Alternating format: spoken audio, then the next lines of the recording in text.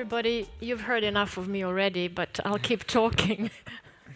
So, welcome to the panel on biodiversity credits. I'd like to just say a few words about the Swedish University of Agricultural Sciences, who has so generously sponsored this talk.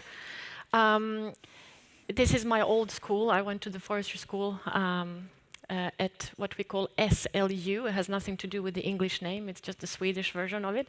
But Swedish University of Agricultural Sciences is actually one of the highest ranked universities in the world within agriculture, forestry and ecology. SLU focuses on on teaching and research on the UN Sustainable Development Goals, particularly on life of land. And one of the major focuses area of SLU is on environmental monitoring and assessment. So in Sweden, SLU is also responsible authority for official statistics about the state and changes of the Swedish forests. And SLU monitors and analyzes the state and trends of the Swedish biodiversity in order to support efforts to achieve the country's biodiversity objectives. The university provides basis for monitoring of compliance with the Biodiversity Convention, the EC Habitats and Birds Directive, and other Swedish international biodiversity commitments. So we want to give a huge thanks to SLU for sponsoring this event. So with this, I would like to welcome the distinguished panelists here. I'm so happy that you want to join me here. So why don't you please say a few words about yourself? Please. Well, thanks very much. Good to be here. It's been a great couple of days. My name's Simon Morgan. I'm from Value Nature. I've got a background in biodiversity monitoring, which started off with tracking black rhino through the bush for a couple of years. I spent most of my time up trees, hiding from them, and then from there kind of developed a very focused conservation organization assisting protected areas with monitoring of endangered and threatened species. And through that I did a PhD and realized I'm not really an academic, but had a role to play in kind of bridging the gap between academia and management needs, conservation management needs. So I've been working at Stanford University for the last 5 years, helping them with that, kind of bridging that gap. And then from that and working in the conservation tech space, developed this thinking around biodiversity credits. And so we've developed Value Nature, which is actively looking to deploy and develop new metrics for biodiversity credits. That's cool. Thank you. My name is Liliana Martinez. I'm from Colombia. I'm a biologist, and I have been working on different financial mechanisms around my career. I had the opportunity to work on water, then work on carbon, now on biodiversity, and it's really a pleasure for me to be here.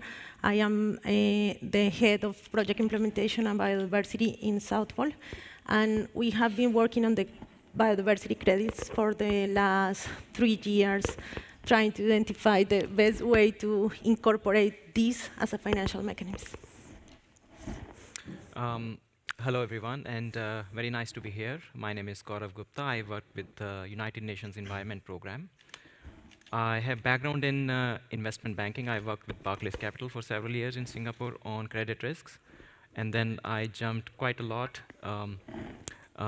in terms of the sector and started working on biodiversity conservation on the ground with WWF in Myanmar for about 6 years. For the last 1.5 years, I have been with UNEP, where we are working on unlocking institutional investment into landscape scale conservation, which hopefully I will have the opportunity to talk about in the next session as well. Thank you. Hi, everybody. Johan recently moved to the Netherlands from South Africa.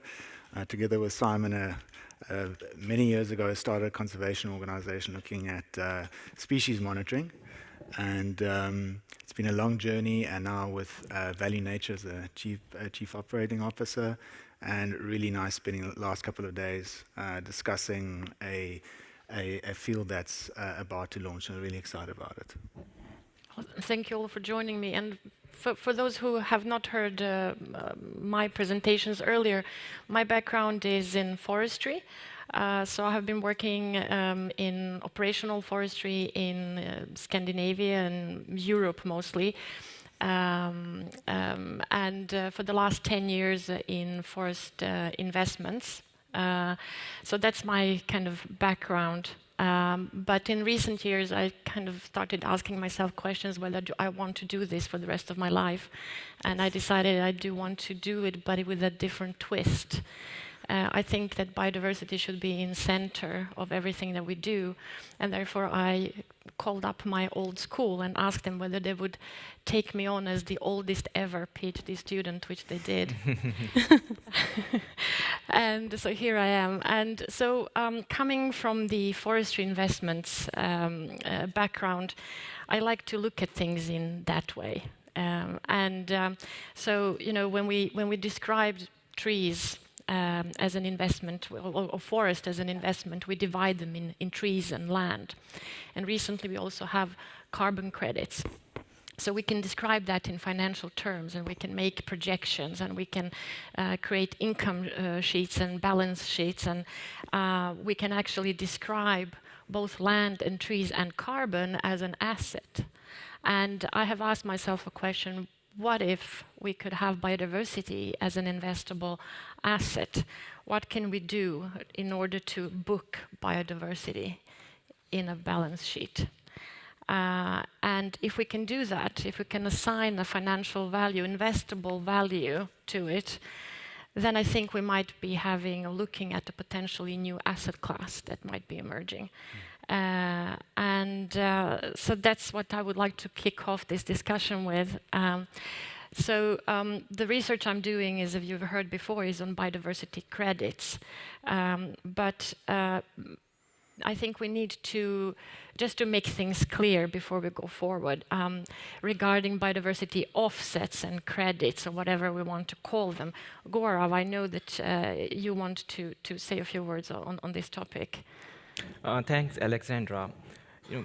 By the name itself, biodiversity credits and biodiversity offsets, we have sort of a natural tendency to draw a parallel between the carbon word and the biodiversity word, which in my opinion is not right, because biodiversity credit is as simple as someone contributing to the conservation and protection of an area in some part of the world. That gives you sort of a claim that you have contributed to this. And carbon offsets, they are sort of different in the sense that they are usually around a company's impact on biodiversity and how they can sort of offset that. So we need to distinguish them very clearly. Second point I want to also highlight is that there has also been quite a lot of discussions around nature positive. And the scope of nature positive it is being defined, and it is becoming more and more clear. The scope is really within the supply chain of a company. Now, at the moment, with the existing biodiversity credit methodology that we have, you can buy biodiversity credit in different parts of the world which are not associated with your supply chains. So in terms of whether your purchase of biodiversity credit is contributing to nature positive is not always necessarily the case. But eventually I see that ideally there needs to be sort of a conversion that need to happen between nature positive and biodiversity credit. Any comments? I think it's a tricky one because there's so many kind of elements associated with an investment into an area and the reasons behind why you might be doing that. Are you trying to offset in your own way or manner something else that you've done somewhere else? And or are you trying to think about being nature positive and making a positive contribution? So I think trying to identify exactly what we mean by nature positive is one element that we need to be working on, as well as understanding, these biodiversity investments that we're talking about. What claim does that have for you as an investor? And we've got to be aware of how this could lead to some form of greenwashing in some manner or way.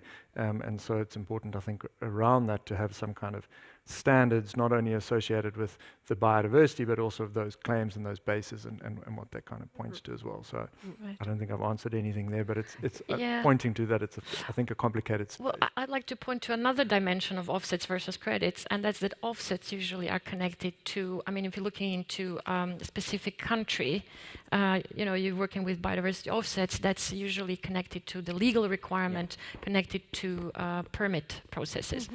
A credit credit, the one, I mean, in the sense that we are discussing it, is something that we visualize as a fully voluntary action towards nature positive action.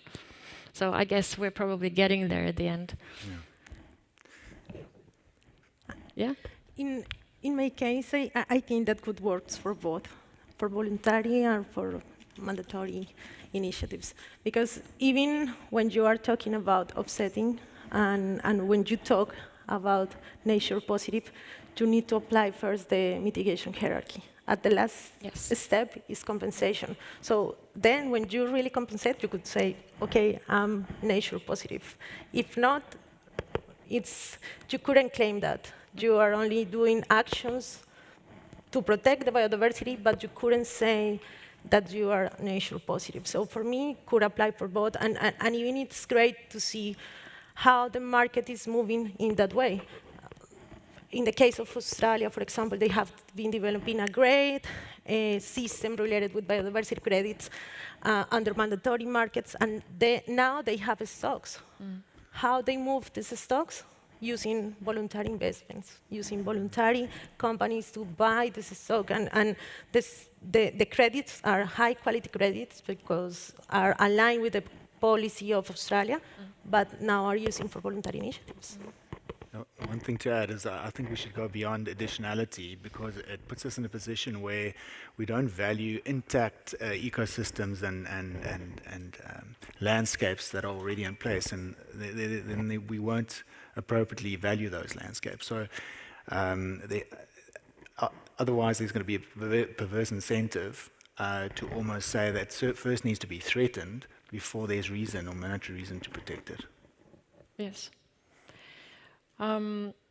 I'd like to start with the science here first. So we do have people here sitting here in these two sofas who have been involved or are involved in various ways in science. But Simon, can you please tell us what you know? I mean, what is available there today? Who else is working with biodiversity crediting methodologies? What is there out in the world? Where are we? Sure. So I think it wasn't very long ago when we were thinking about this that we kind of thought we were fairly novel in the kind of an approach or just thinking about a biodiversity credit. And as soon as you start kind of getting into it and looking around, and what we were talking about yesterday, kind of lift up the carpet a little bit, and you suddenly see, Alexander's working on it, South Pole's working on it. There's a couple of groups that we've heard mention of it here, a couple that I hadn't heard of before. And so it's great to see that there's a lot of thinking about this and that we're moving in the right direction. I think it would be great to kind of try and think about how we can pull some of this together. I think when we create a new market like this, a lot of the times the first thing I ask is, well, what is biodiversity? Yeah. And so, people have different kind of understanding of what that might look like, and that kind of leads itself, just to go back to that offsetting. I mean, essentially you can't offset biodiversity because biodiversity includes a genetic variation. So once you've lost that genetic variation, it's gone, you can't replace it, right? Yeah. And so that kind of complicates it, matters further. But there are numerous groups working on it, and one of our roles is to try and look towards bringing some of those elements together. There's a review paper coming out by the IIED in the coming months that looks at a group, Operation Wallacea in the UK, is working on a biodiversity credit scheme looking at gains. There's a group in Colombia looking at Terra SOS, looking at biodiversity credits. There's ourselves, there's yourself, and other groups. And I think maybe one of the next steps should be trying to list all of these things and put them in a place and try and open up the conversation between these various groups. So we kind of move in the same direction when we talk about things like this debate around offset versus credit. Right. And I think it's really important to highlight this, that there are initiatives out there, that we are getting there. There actually are methodologies available to work with biodiversity credits. And that we're in various stages of this development. To my knowledge, myself included, and I think some of the examples you've mentioned also are in the pilot phase of testing the actual crediting methodology. So we're really ready to go. Yeah, I think a lot of groups are ready to go. Pilot phases are kind of happening, as you mentioned. What's of interest is those kind of first movers, those first kind of purchases by whether it's the banks or some corporates that are going to get involved, or even perhaps philanthropic support that might kind of get it through the door in some cases. yeah, it's going to be interesting to see how this develops over the next while. But I think it's a responsibility of all of us here to help kind of lead that and direct it in the right direction. And there's a lot of complexities around that, whether we're talking about additionality components or beneficiation to groups on the ground. Those are all kind of things that we've got to consider at the same time within these things. Comments? Okay, a couple of points. So first, in terms of the science, actually it's very positive that we are having these discussions, not just among us, but in the industry there is discussion going on biodiversity credit. I don't think we should make perfect the enemy of the good. And I also believe that the standards around biodiversity credits will improve as we start the projects on the ground. But there are a few things that we need to be aware of. First, in terms of going also back to the science, first is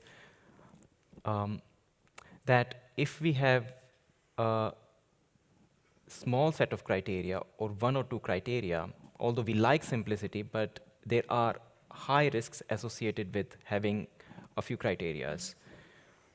So an example is that we can consider the landscapes in India where the priority was just one indicator, the number of tigers, where some perverse incentive was created to create sort of artificial habitat to increase the population of tigers. Similarly, we discussed also yesterday and today about some of the greenwashing associated with carbon crediting.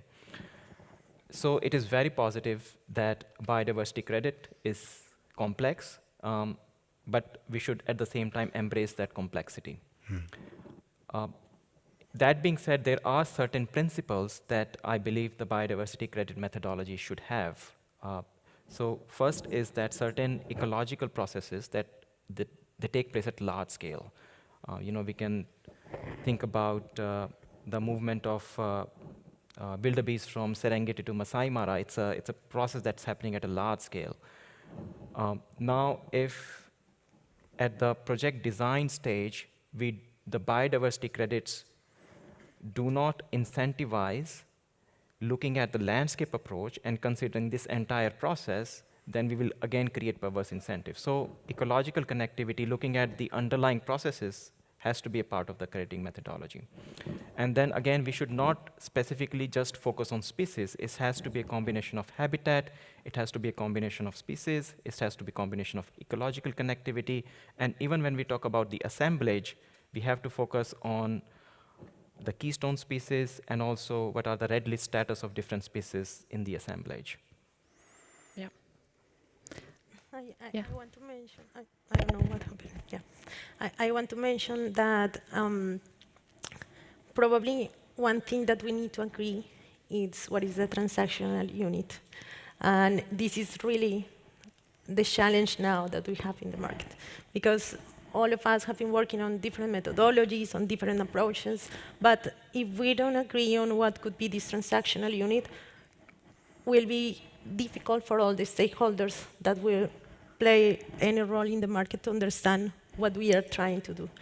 So probably this is the work of the next months, next years, but it's great to see that after 3 years that we start working on that, now it's a topic that it's put on the table, all the people is talking about it, not only from the client perspective, but also from the communities. The communities are asking, okay, how we could participate in these kind of initiatives, what are the criteria, what are the opportunities that we have. So I think that it's a great time to do. Yeah, just to add to that, I think it's great that we've got the scientific and creative friction between all the methodologies come out, and we do need that. But I want to add to your point, we need to set a bar and be happy to start there. And let's just start. Because otherwise we're going to waste too much time for the next 3-5 years to determine what that is. So there is that balance, and we'll need to move quickly on that. And I think we'll talk a little bit later about a standards authority that needs to also be an arm's length ability to approve and set standards for methodologies to be accepted into. So that's all fine and nice. I mean, we're ready to go, but where is the market? So where is the market going to come from? Maybe that's question we should ask. Yeah, where is the market? But I mean, we've been talking about this, we've been kind of touching upon it regarding the financial sector. That might be actually the sector that might move the needle into a certain direction, and the different initiatives. Gora, would you like to say a few words? Sure. Let me just mention 2 points where I think the scale is going to come from. So first is, it's sort of counterintuitive, but we need to create a supply side.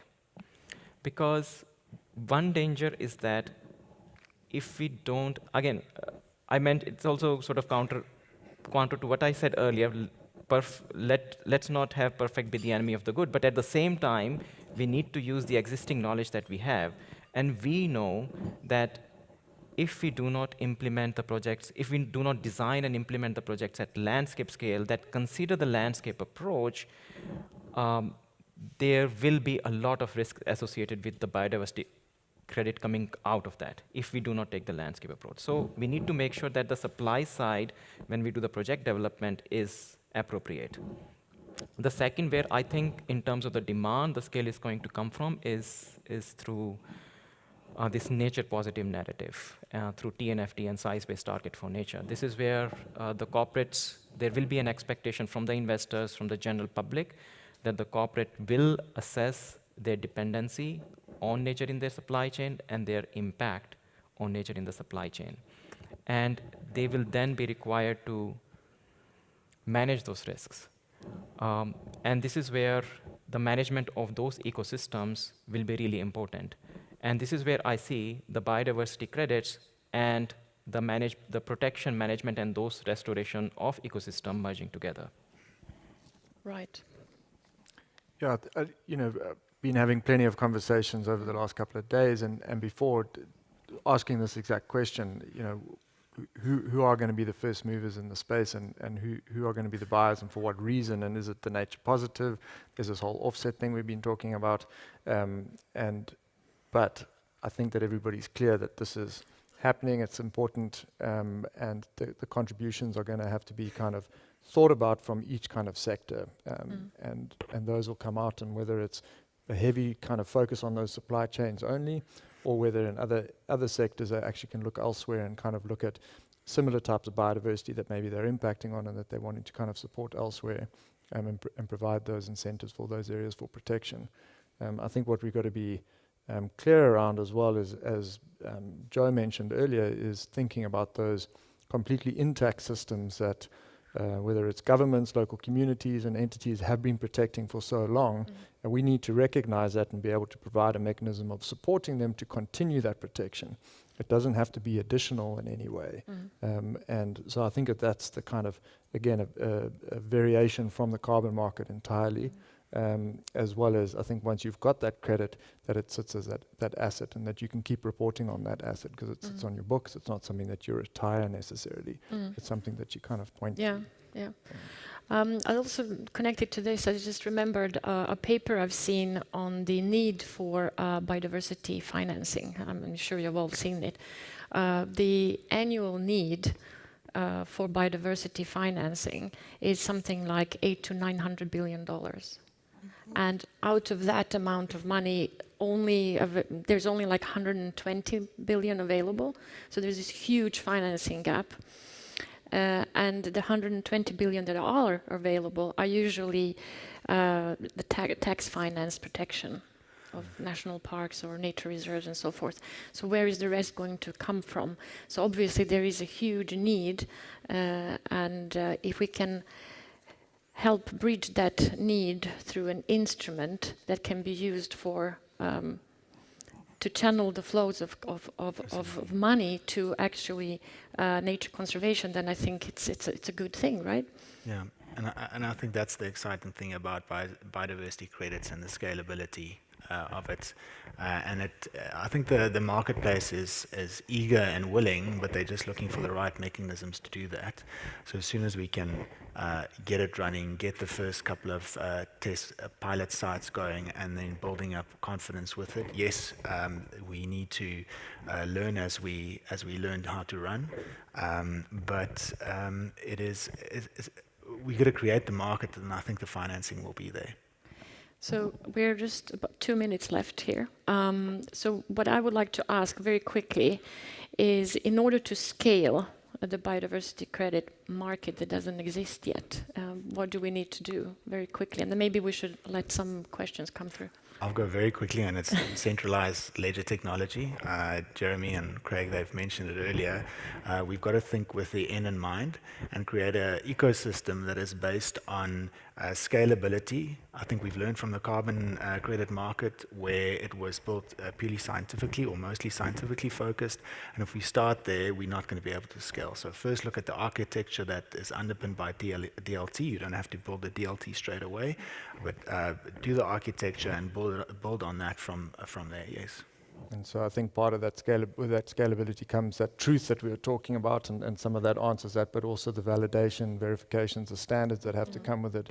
And that'll allow the scalability once we've got those kind of mechanisms in place that everybody feels comfortable participating. Any quick questions? Who do we choose?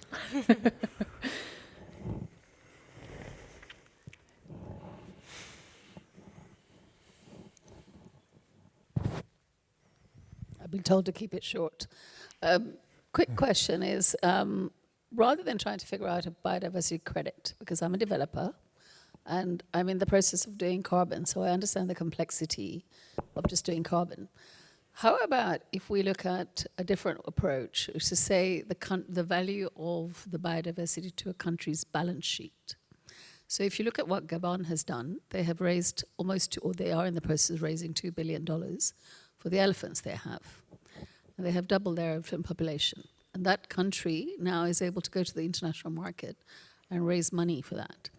And then separately, Ralph Charmy and the people at the IMF have done an evaluation of about $3 million per whale as the ecosystem services that a whale has.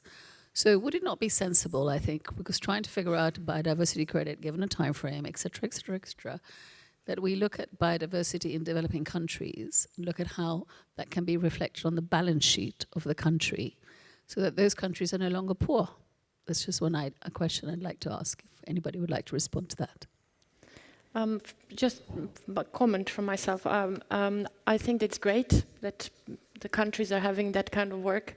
What I think is a good idea also is to think about how we can bring further investments into biodiversity and unlock private finance into biodiversity, which has not been the case until now.